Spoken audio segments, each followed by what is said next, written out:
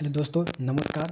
देखिए, आज की इस क्लास में मैं आपको क्लास 12 की केमिस्ट्री का जो फर्स्ट चैप्टर है सॉलिड स्टेट, उसका मैं आज आपके लिए एमसीक्यू लेकर के आया हूँ, जिसमें मैं आपको जो भी मोस्ट इम्पॉर्टेंट एमसीक्यू है आपके एग्ज़ाम के पॉइंट ऑफ व्यू से, वो सारे के सारे एमसीक्यू जो है, वो सारे के सारे क्वेश्चन मैं आपको करवाने का कोशिश करूँगा दोस्तों। और तो और इसमें जितने भी क्वेश्चन बताए जाएंगे वो सारे के सारे क्वेश्चन जो होंगे आपके एग्ज़ाम के लिए बहुत ज़्यादा इंपॉर्टेंट होंगे। चाहे आप किसी भी बोर्ड एग्ज़ाम को दे रहे हो, आपके लिए ये सारे के सारे क्वेश्चन जो है बहुत ही इंपॉर्टेंट है। और इससे पहले जो भी मेरा क्लास हुआ है उसमें मैंने पूरा का पूरा जो सॉलिड स्टेट नाम का जो चैप्टर है उसमें पूरा अच्छे से बताया हूँ। पूरा क्रिस्टल जो है वो एकदम बेहतरीन अंदाज में बताया गया है, एकदम ग्राफिक्स के ज़रिए क्वेश्चन जो या फिर टॉपिक कोई भी टॉपिक है दोस्तों, उसमें मैंने पिक्चर वाइज वे में मैं आपको समझाया हूँ और एकदम बेहतरीन लॉजिक है दोस्तों। और आप अगर उसको देख लेते हैं तो आपको एकदम बिल्कुल समझ में आ जाएगा। इससे पहले क्या करना है कि इस क्वेश्चंस को बनाने से पहले इस सारे क्वेश्चन जो है वो आपको बहुत अच्छे से समझ में आ जाएगा, ताकि अगर आप उन सारे वीडियोज़ को अगर आप देख करके रखेंगे तब उसका वीडियोज़ का जो लिंक होगा आप प्लेलिस्ट वाले सेक्शन में जाइएगा तो आपको सारा का सारा जो है ना वो क्लासेस का पूरा मिल जाएगा। ठीक है, तो आप आज के इस क्लास में मैं आपको इम्पोर्टेंट जो एमसीक्यू है वो मैं आपको करवाने वाला हूँ। और इसमें सारे के सारे एमसीक्यू है, मल्टीपल चॉइस क्वेश्चन है, ऑब्जेक्टिव टाइप क्वेश्चन है जो आपके बोर्ड एग्जाम में पूछे जाते हैं। ठीक है, तो चलिए शुरू करते हैं। और इससे पहले मैं आपको बता देना चाहता हूँ दोस्तों कि मैं अभी जितना भी क्वेश्चन करवाऊँगा उसका आंसर जो है आपको नीचे कमेंट सेक्शन में लिखते चलना है। ठीक है, ताकि आपको क्या हो कि आपको जो क्वेश्चन का जो आंसर देने का जो आंसर अगर पता रहे, ठीक है, तो आपको उसको क्या करना है कमेंट सेक्शन में लिखते चलना है, ताकि आपका भी रिवाइज होते रहे। ठीक है, और अच्छे बच्चे जो होते हैं वो ऐसे ही हर एक क्वेश्चन का जो जवाब होते हैं वो नीचे कमेंट बॉक्स में देते रहेंगे। ठीक है, तो सबसे पहला क्वेश्चन जो लेते हैं, सबसे पहला क्वेश्चन बोला जा रहा है, निम्नलिखित में से कौन सा अक्रिस्टलीय ठोस का उदाहरण है। तो सबसे पहला क्वेश्चन क्या है, निम्नलिखित में से कौन अक्रिस्टलीय ठोस का उदाहरण है। तो आपको पता होना चाहिए अक्रिस्टलीय ठोस क्या होता है। अक्रिस्टलीय ठोस को एमोर्फस सॉलिड बोला जाता है, और ये ऐसे प्रकार के क्रिस्टलीय ठोस होते हैं जिसकी ज्यामितीय संरचना निश्चित और नियमित नहीं होता है।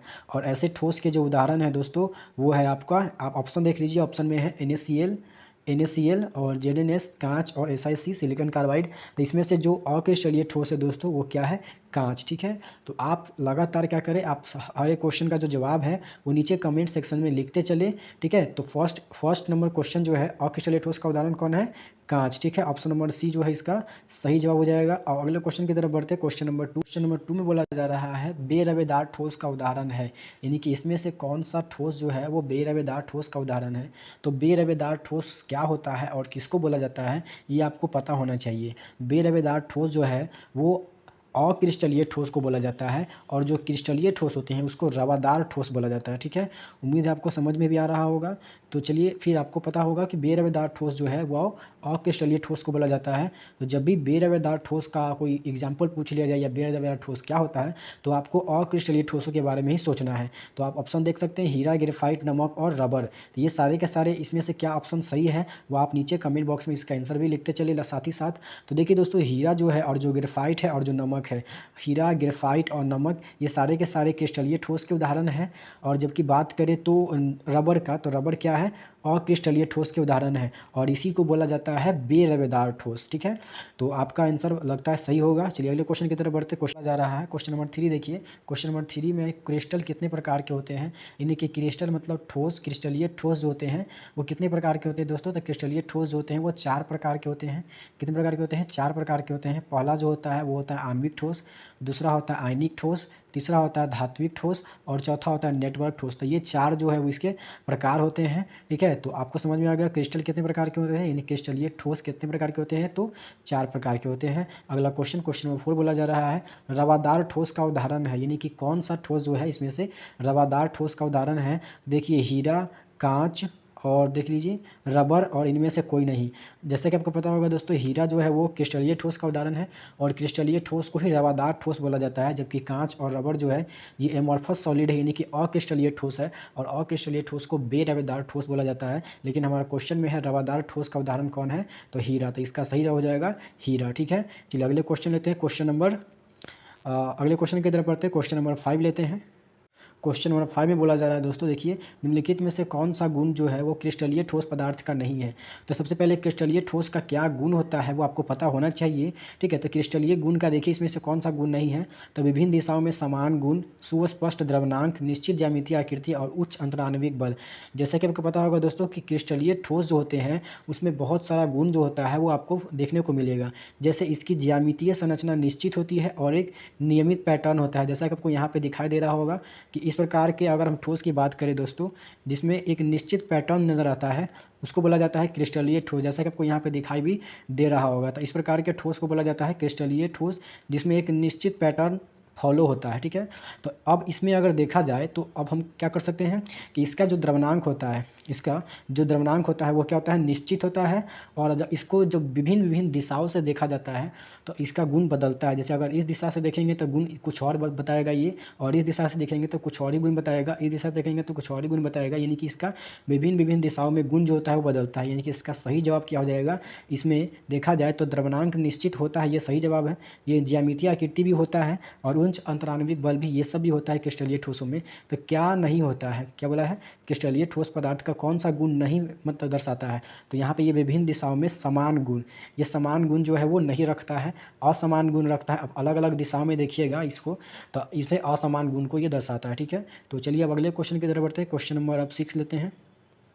तो क्वेश्चन नंबर 6 देखिए दोस्तों, क्वेश्चन नंबर 6 में बोला जा रहा है घनाकार क्रिस्टल में ब्रेवेश जालकों की संख्या होती है।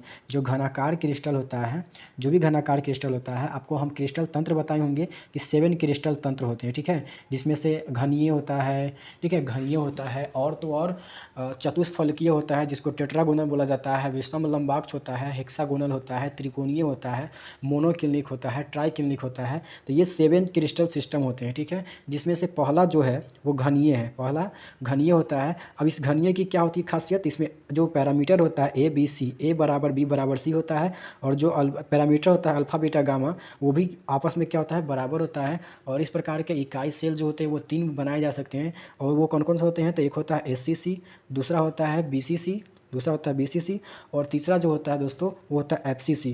क्या होता है, FCC होता है। तो ये 3 जो है वो इकाई सेल बनाए जा सकते हैं। इनकी बात करेंगे तो ACC, BCC और FCC। तो ब्रेवेश जालकों में अगर पूछा जाए ब्रेवेश घनाकार क्रिस्टल में ब्रेवेश जालकों की संख्या कितनी होगी, तो घनाकार क्रिस्टल में ब्रेवेश जालकों की संख्या जो होगी वो 3 हो जाएगी। कौन कौन सा, तो SCC, BCC और एक FCC। ये 3 जो है वो घनाकार क्रिस्टल में इकाई सेल के ये प्रकार होता है, इसी को ब्रेवेश जालक बोला जाता है, ठीक है।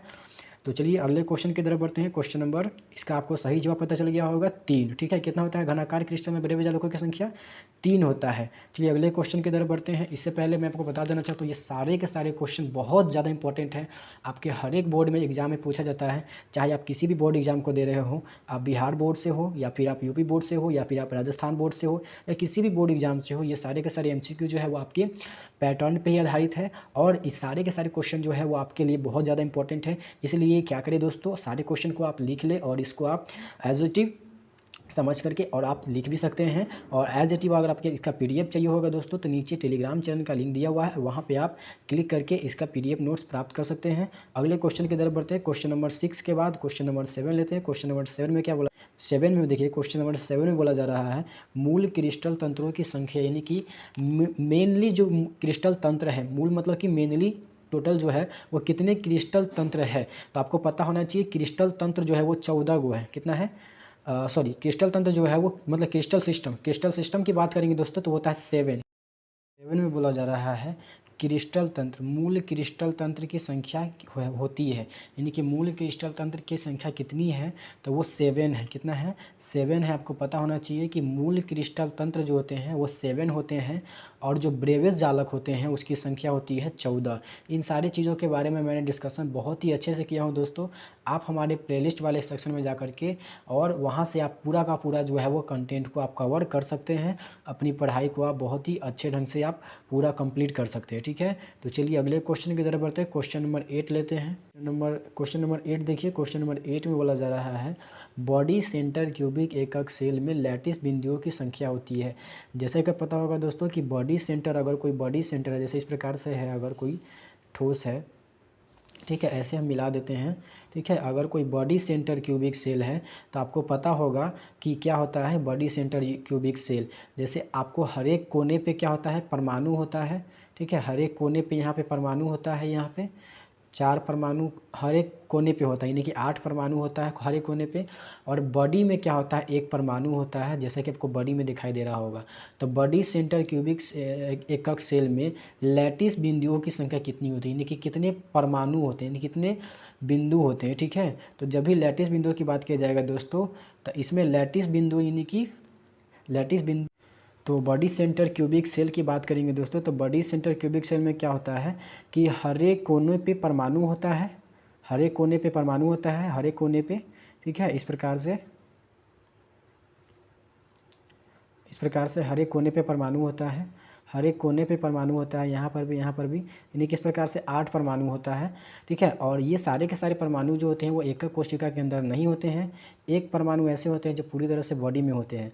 तो जो इसमें प्रभावी कणों की संख्या होती है, जिसको हम लोग जेड बोलते हैं, तो जेड अगर पूछा जाए तो इसमें जेड का मान क्या होता है, तो 8 परमाणु जो होते हैं वो क्या होते हैं, कॉर्नर पे होते हैं, और उसका योगदान कितना होता है, तो 1/8 होता है। और प्लस बॉडी में एक परमाणु होते हैं, तो 8 से 8 कैंसिल हो गया, यानी कि 1, और एक कितना हो गया, 2। तो इस प्रकार से बीसीसी इसको बोला जाता है, बॉडी सेंटर क्यूबिक सेल को।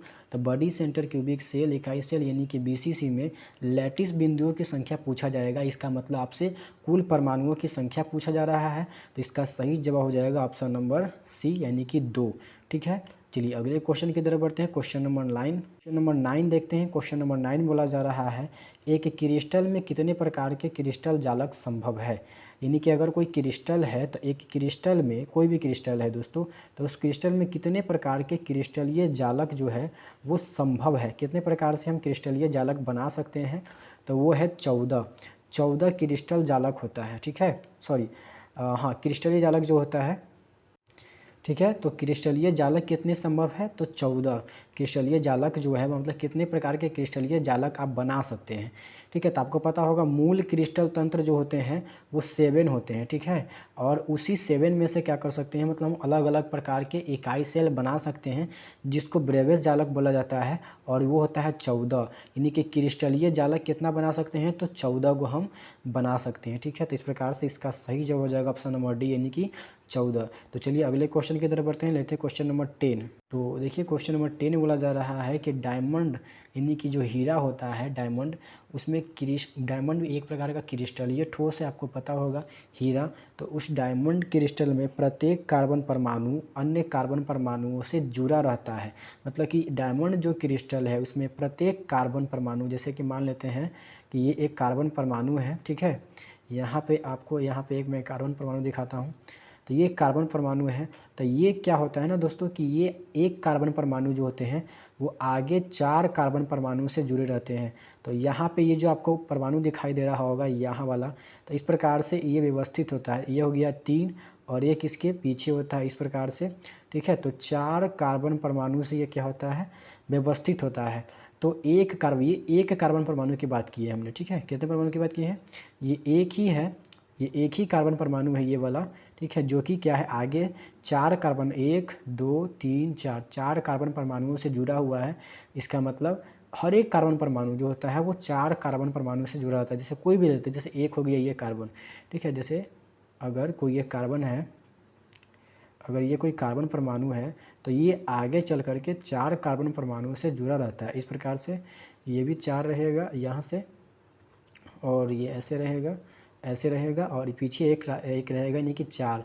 एक ये हो गया, एक ये हो गया, एक ये हो गया। ठीक है, इतना छोटा होता नहीं है एक्चुअली में। ठीक है, सबका साइज़ हम बराबर कर देते हैं। तो कुछ इस प्रकार से होता है इसका संरचना, कि आगे 4 से ये कनेक्टेड होता है इस प्रकार से। ठीक है, तो एक ये हो गया आपका, एक ये हो गया, एक ये हो गया, और एक ये हो गया। अगर बात करेंगे इस कार्बन, तो ये भी आगे चल के 4 कार्बन परमाणु से जुड़ा रहता है। ये 3 हो गया पीछे, एक आगे, और एक हो गया पीछे। तो ये भी क्या होता है, 4 कार्बन परमाणु से इस प्रकार से ये जुड़ा रहता है। फिर हम बात करेंगे इसकी, तो ये भी आगे चल के 4 कार्बन परमाणु से जुड़ा रहता है इस प्रकार से। ठीक है, इस प्रकार से जुड़ा रहता है, इस प्रकार से। ठीक है, अगर हम बात करेंगे इसकी, तो ये भी आगे चल के 4 कार्बन परमाणुओं से जुड़ा रहता है इस प्रकार से, इस प्रकार से, ठीक है। तो ये हो गया, ये हो गया, ये हो गया, ये हो गया। तो इस प्रकार से आप समझ सकते हैं 1 2 3 4, एक इसको पकड़ेंगे तो ये एक हो गया, ये 2 3 4, किसी भी पकड़ सकते हैं। जैसे इसको पकड़िए तो इसमें देखिए 1 2 3 और एक ये 4, तो हर एक कार्बन परमाणु जो होते हैं वो आगे चल के 4 कार्बन परमाणुओं से जुड़े रहते हैं, ठीक है। तो कितने कार्बन परमाणु से जुड़े होते हैं? 4 कार्बन परमाणु से। इस प्रकार से इसका सही जवाब हो जाएगा ऑप्शन नंबर बी, यानी कि 4। तो ये सारे के सारे जो 10 MCQ क्वेश्चन थे, 10 जो मल्टीपल चॉइस क्वेश्चन है, जो ऑब्जेक्टिव क्वेश्चन है, वो आपके सारे बोर्ड एग्जाम के लिए बहुत ज़्यादा इंपॉर्टेंट है। और आपको ये जो क्वेश्चंस है वो आपको कैसे लगे, अच्छा लगे दोस्तों, तो नीचे कमेंट सेक्शन में ज़रूर बताइए। और जहाँ कमेंट सेक्शन में बताना ज़रूरी है, क्योंकि अगर आप कमेंट सेक्शन में बताएंगे नहीं तो हमें कुछ भी चीज़ों का अंदाज़ा नहीं लगेगा, ठीक है। तो आपको कमेंट सेक्शन में हर एक क्वेश्चन का आंसर भी लिखते चलना है साथ ही साथ, और बताना भी है कि ये क्वेश्चन आपको कैसे लगे, और मेरा जो क्लासेस चल रहा है तो वो भी आपको कैसे लग रहे हैं वो भी आपको बताना है, ठीक है। तो फिर इसके लिए बस इतना ही। फिर आपको मैं अगले क्वेश्चन के साथ, अगले लेक्चर के साथ आपको अगले क्लास में मिलूँगा। तब तक के लिए बाय एंड जय हिंद।